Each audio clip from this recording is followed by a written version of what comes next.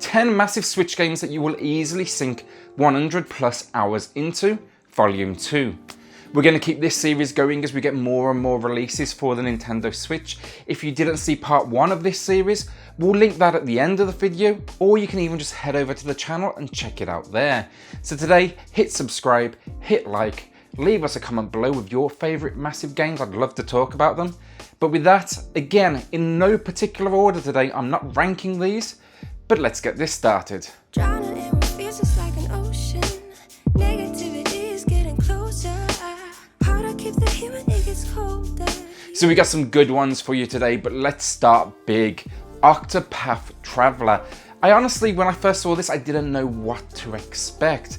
I didn't really have my hopes up either, and for that reason, it was the best kind of surprise. Pretty much a masterpiece of the classic RPG genre. You know, here we get beautiful visuals, a stunning soundtrack that you've got to listen to, gameplay that is definitely challenging, and then the story. It's 8 different stories detailing 8 different travelers. What choices will you make? Who will you focus on?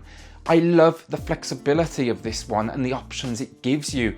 It really makes it unique and kind of a very individual experience, and for that it's a must own.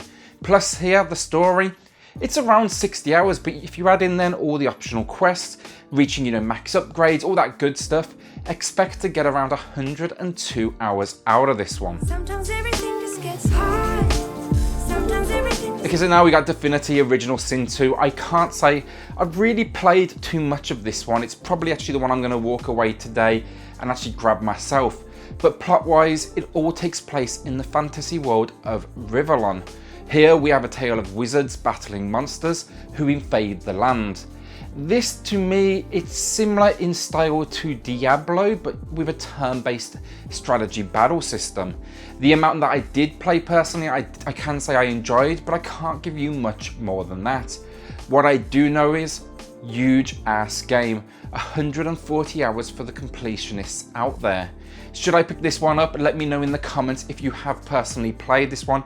I'd love to get your feedback on whether it's on your recommended list. I'd rather do that instead. Okay, so now something a little bit different. My Time at Porsche. This one actually takes place after civilization has been destroyed and you emerge from underground with the remainder of humanity out to basically restart and rebuild the world. The goal is simple: expand the city of Porsche and become the best builder.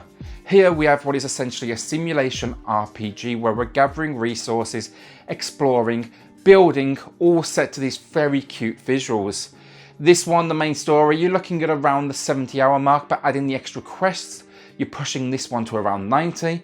And then for completionists, it's another easy one to get plus 100 hours out of, especially as the developers here keep pumping out updates. It's a great deal for a title that's often going for around the $30 mark now. That's just the way it is, love. Okay, now we've got Dragon's Dogma. This is a fantastic action RPG that actually released back in 2015. Here for the Switch though, we get the base game and then all the additional content. It was for me a bit of a sleeper hit, and I did find it very, very addictive, returning to it back in the day over and over again. And now I get to play it on my Switch in handheld. If you're done with The Witcher 3, this actually might be a good bet for you to pick up next if you did enjoy it, as the combination of RPG and action elements, they're very, very similar. Expect what's now basically become commonplace for the RPG genre though. Huge open worlds, leveling up, customization, and then of course tons of quests and even class types to choose from. Come here for the 40-hour story, stay for the 120-hour completionist runtime. Okay, so you want something a little bit more relaxing? How about Stardew Valley? Here you actually inherit your grandfather's old farm plot, and the idea it's simple: learn to live off the land and turn what is essentially a farm that's falling to pieces into something you can live off and turn into a home, all while at the same time trying to restore the town itself. Here it's basically entry-level RPG elements, so you know, a ton of quests. The main story is around the 50-hour region, and then completionists 140 hours. I will say with this one, it's an acquired taste, no doubt. As I say, it's very calm, very relaxed, but you cannot knock that running time. And it's that time of the list again. This one I feel like is going to be on every list we do moving forward, but Final Fantasy time. For part 2, we're taking a look at number 12, the Zodiac Age. And honestly, it's another great one. There's very few in the Final Fantasy series I dislike though, so I may not be the best source of reference there. This one, when it was first released, was actually pretty innovative for the series at the time. It introduced quite a few new features, but two of the big ones, an open world and a seamless battle system. They for sure didn't forget about content here. 40 hours for the main story, 101 for completionists. Yeah, I know, it just about edged its way in here, there's no doubt about it.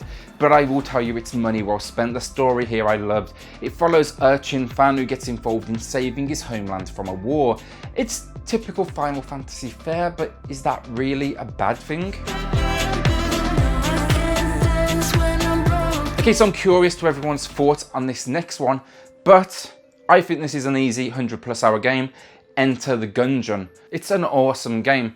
Actually, it's kind of amazing how many of these huge experiences are so good and not just, you know, gameplay for the sake of gameplay. There's not one that I've really spoken about that's disappointed me. Here though, it's totally different to the rest of the list.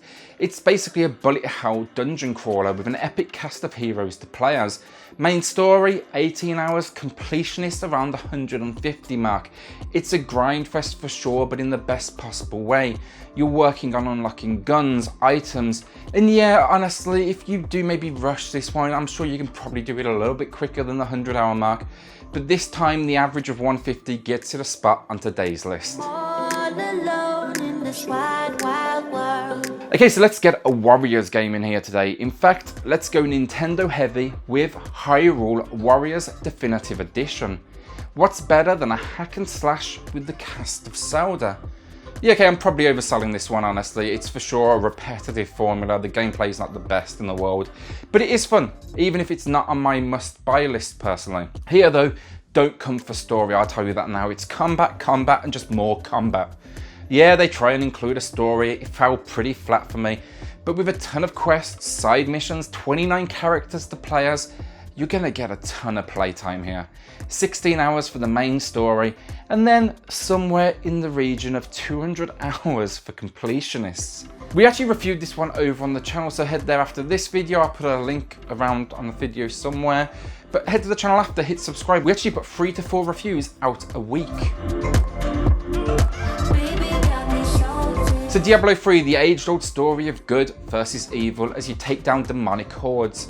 Loved for so many reasons, this port for me is exceptional, and I love to play this one personally on the Switch Lite.